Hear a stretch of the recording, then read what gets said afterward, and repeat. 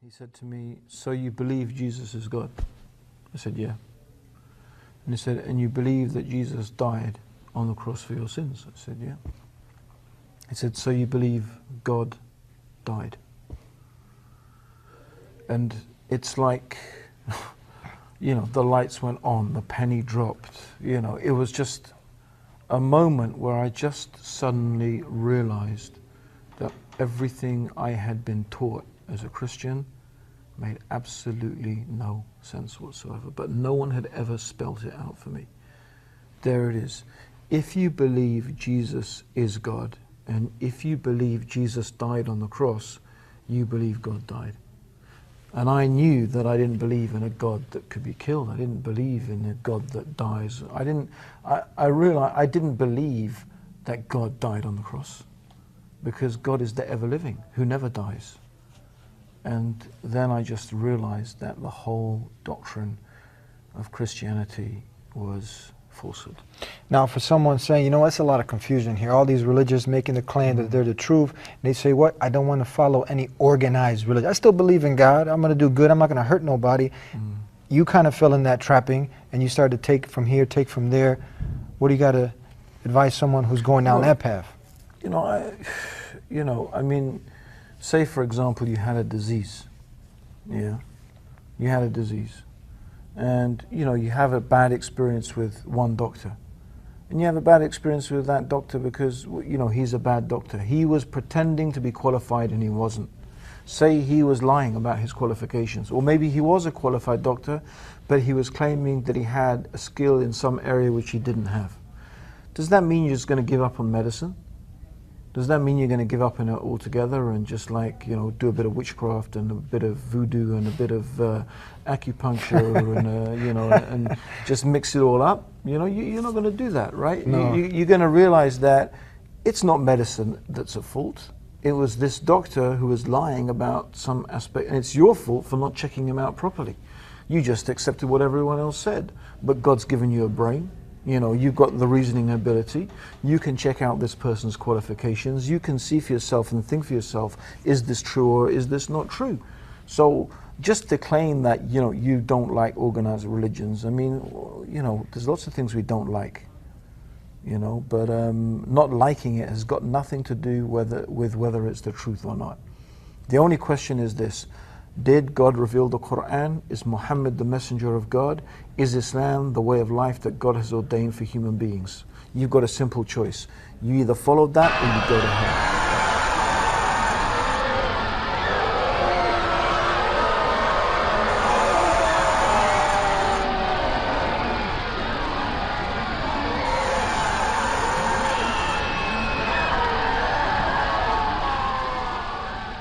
That's what you need to deal with. Is Islam true or not? If you can prove to yourself in your heart, in your deepest heart of heart, and you can prove to me that it's not true, that's it. It's between you and God.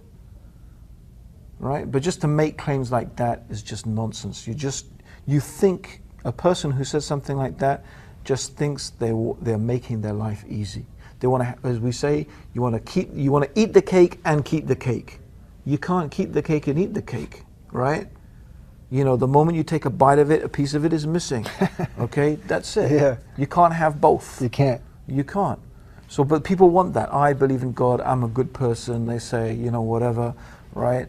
And that's it. They want to have the advantages of believing in God, but they don't want to take any of the responsibility that comes with it. And the responsibility that comes with believing in God is that you follow God's commandments, you follow God's guidance, you follow the religion that God has revealed. The Quran says, show me any book that says do what you like. Show me any book, any guidance from God that says do what you like. It doesn't exist. Okay?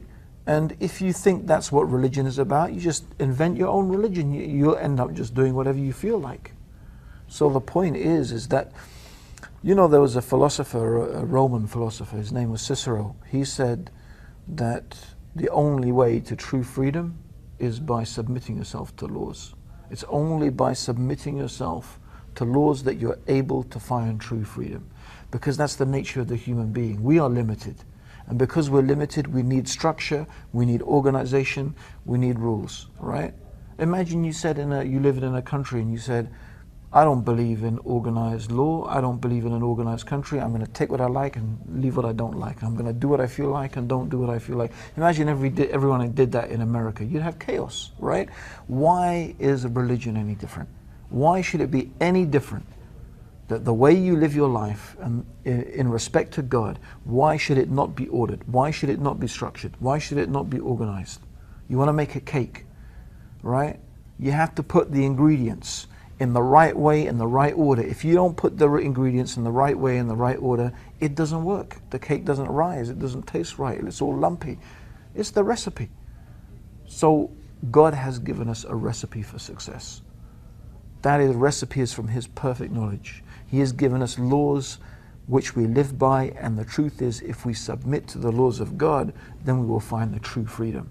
The true freedom comes from submitting oneself to God, not by submitting yourself to your desires. And this is the thing, the devil has fooled people into thinking that you can do what you like and you're free. No, that's not the case.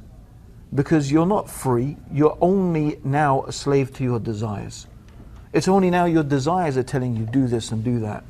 Doing what you want means obeying my whims and my desires. So you become a slave to your desires. And who is more astray than a person who is a slave to their passions and their desires? Who is more astray? No one's more astray than that.